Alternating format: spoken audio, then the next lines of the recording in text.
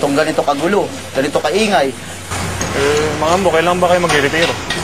Mga 2 months pa. Pero sana dumating na yung promotion ko. Bakit gusto nyo pa ng promotion kung aalis ka rin pala? Pag binigyan nila ako ng promotion, kahit sandali ko lang mapakinabangan, makakatabaan na ng puso. At parang may pinuntahan na ang mga sakripisyo ko dito. Kaya mga ambo, makukuha mo yan. Pagdarasal ko. Salamat. Si boss, dumating na.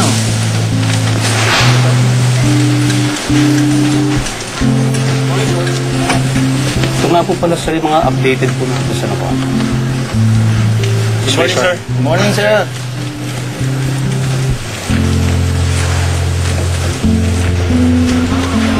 Balang araw, magiging ganyan din ako. Siyempre naman. Opo.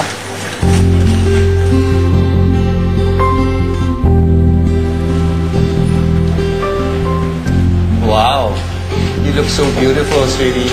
Thank you, Daddy.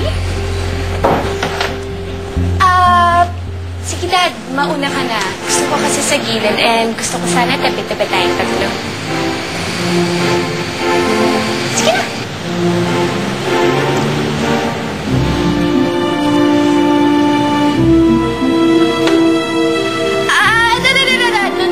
No, Daddy. Hindi pwede. Kasi dyan yung gift, oh. Kailangan talaga dito ka na sa likod. Sige na, pasok na. Daddy, get inside. Please. Go!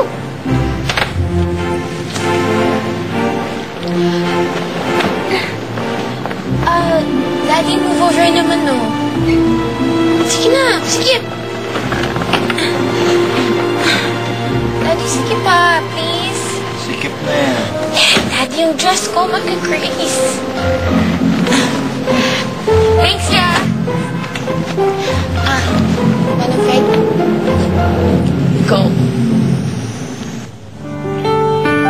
Was meant to say only fools rush. Mommy, you know what? Sobrang ganda ng gown ni Vivian. It was made by the designer. He's only 25 years old. Speaking of which, Mama, ano nga pala isusuot mo sa anniversary celebration ni Daddy? About that, nagkaroon kasi ako ng problema sa isang project. And 2 weeks ang delay, so I have to oversee things para mahabol namin ang deadline sa kliyente. Baka naman pwede nating cancel. Ganun ba talaga ako kapangit para sa'yo? What? Do you hate me so much that you can't even celebrate 20 years of being with me? As I've said, marami akong trabaho. For 20 years, lagi kang wala sa bahay, kaya lagi ka natutulog sa study room mo dahil busy kang with work. Audrey? Admit it, you don't want to be with me. Admit it. What are you talking about? This is not about us, okay? Kung meron mang dapat magalit, dapat si Candace, hindi ikaw. Well, ganun ka talaga kamanhid. I don't know what you're talking about. You know what I'm talking about. Alam mo, huwag na kayo mag-away. Baka pwede naman i-reset na lang tayo. Alam mo, hindi mo naman dapat palakihin to, hindi naman to problema eh. You don't love me and you never will. Wala na, I've had it! Pagod na ako! At tagal-tagal ko na nagtiis! Ayoko na, I've had it! Ginagawa mo. Just stop! Ano ba yan? Nagplatandaan siya. Candice! Candace! Candice! Come back here! Candice, come back here! Candace! Magkita na lang tayo sa simbahan. And you both of you fix that problem. Sana pagdating nyo ng simbahan, ayos na kayo. Kasalanan mo to eh. Ikaw ang nagsimula. Hindi, Frank. Kasalanan mo to. Sa Japan pa noon. Don't start, okay? Matagal lang tapos yun.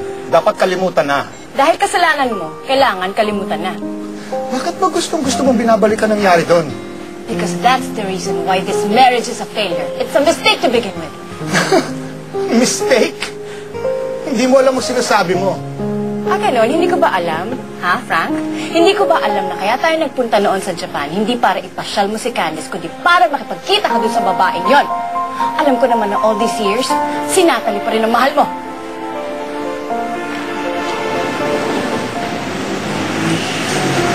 Taxi! Taxi!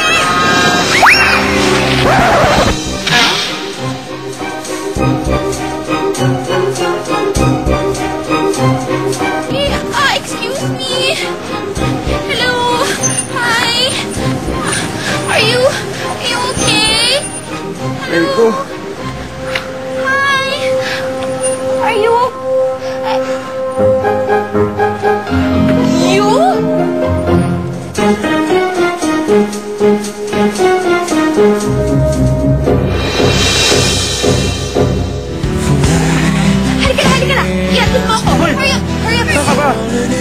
Sa simbahan. Sino yung nakamotor kanina? Kaibigan ko. Or maybe boyfriend ko ba? What do you care? After the wedding anniversary, maghihiwalay na kami.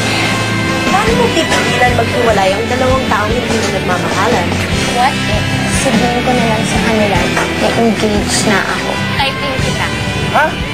Marlon Maniala?